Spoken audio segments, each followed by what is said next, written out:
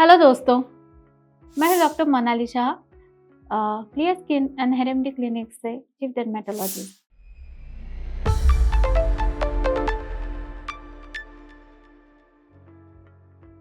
आज हम हमारे यूट्यूब चैनल पे कमेंट सेक्शन में जो हमारे पेशेंट ने सवाल पूछे हैं उनके जवाब की जानकारी लेंगे, वो थोड़ा सा डिस्कस करेंगे।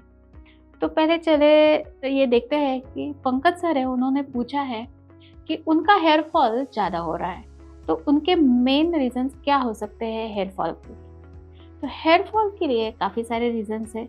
अभी पर्टिकुलरली उनके हिसाब से क्या हो सकते हैं, तो हम थोड़ा सा देख लेंगे इन जनरल कि क्या हेयर फॉल किसकी वजह से, कौन कौन सी चीज़ों से हो सकता है। तो पहले है कि न्यूट्रिशनल डेफिशिएंसीज। जब न्यूट्रिशनल डेफिशिएंसीज होती हैं, हेयर फॉल डेफिनेटली सीवियर होता है, उसको टेलोजन नेफ्लम बोलते हैं। तो न्यूट्रिशनल डेफिशिएंसी काफ़ी सी वजह से होती है, जैसे कि डाइटिंग होना, क्रैश डाइटिंग, या अननोइंगली डाइट में प्रॉपरली आहार ना लेना, तो उसकी वजह से डाइट प्रॉपरली ना होना, तो उसकी वजह से विटामिन डेफिशिएंसीज हो सकते हैं। तो जैसे कि आयरन डेफिशिएंसी, एनीमिया हो सकता है, तो उसकी वजह से सीवियर हेयर फॉल होता है। विटामिन B12, D3 या प्रोटीन का प्रॉपर इंटेक ना होना, तो ये सब चीज़ें बहुत इम्पॉर्टेंट रहती है डाइट में इंक्लूड करना। उसके अलावा हार्मोनल चेंजेस, ये एक बहुत इम्पॉर्टेंट रीज़न है हेयर लॉस का या बालनेस या गंजापन आने का।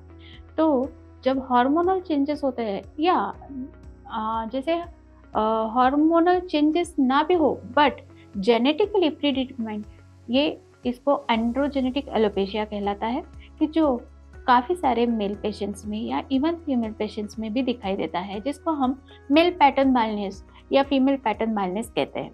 तो ये one of the main reason होता है मोस्ट ऑफ द टाइम गंजापन का या हेयर फॉल का। देन थर्ड रीज़न है थायराइड इम्बैलेंस, थायराइड हार्मोन का इम्बैलेंस होना। जैसे हाइपोथायराइड हो या हाइपरथायराइडिज्म हो, उसमें हेयर थिनिंग हो सकता है, हेयर फॉल की कंप्लेंट हमेशा रहती है पेशेंट की। इसके अलावा जैसे कभी कभी हेयर पैचेस में जाते हैं, पर्टिकुलर लोकलाइज्ड एरिया में एकदम सडनली बालनेस दिखाई देता है, उसको एलोपेशिया एरिएटा बोलते हैं। तो हेयर फॉल किस तरह का है, कौन सी एरिया में हो रहा है, स्काल्प की पर्टिकुलर पैटर्न कैसा है, उस हिसाब से उससे रीजंस रहते हैं। अंडरलाइंग समटाइम्स डैंड्रफ या सेबोरिक डर्मेटाइटिस बोलते हैं, उसकी वजह से भी हेयर फॉल होता है। कुछ लोगों में ये सेबोरिक डर्मेटाइटिस या डैंड्रफ की बीमारी बहुत सीवियर रहती है, तो इस कंडीशंस में हमको वो पहले ट्रीट करना बहुत ज़रूरी रहता है। तो ये सारी डिफरेंट वेरियस रीजंस है कि हेयर फॉल हो। तो इसके अलावा अभी पर्टिकुलरली पंकज सर को पूछा जाए तो उनमें कुछ पास्ट हिस्ट्री हो कि जैसे जिसमें उनका कुछ इलनेस आया हो, कुछ सीवियर इलनेस कि जिसमें उनको एडमिट होना पड़ा हो, सीवियर फीवर हुआ हो वायरल, कि जैसे कभी कभी डेंगू, मलेरिया या चिकनगुनिया, इस तरह के फीवर के बाद भी बॉडी एक फिजिकल वीकनेस से जाती है, तो उसके बाद में काफ़ी हेयर फॉल होता है। यूजुअली इस पीरियड के बाद 2-3 महीने के बाद सीवियर हेयर फॉल शुरू होता है। इसको टेलोजन नेफ्लम बोलते हैं। तो इसको प्रॉपर ट्रीट करने से ये इम्प्रूव हो सकता है, अच्छे से बाल आप इम्प्रूव कर सकते हो। तो ये थे कुछ रीजंस जिसकी वजह से हेयर फॉल हो सकता है।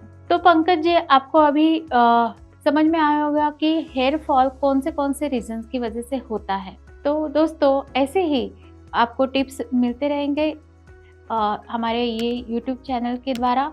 तो आपको पसंद आया हो ये वीडियो तो इसको ज़रूर लाइक, शेयर और सब्सक्राइब करिए।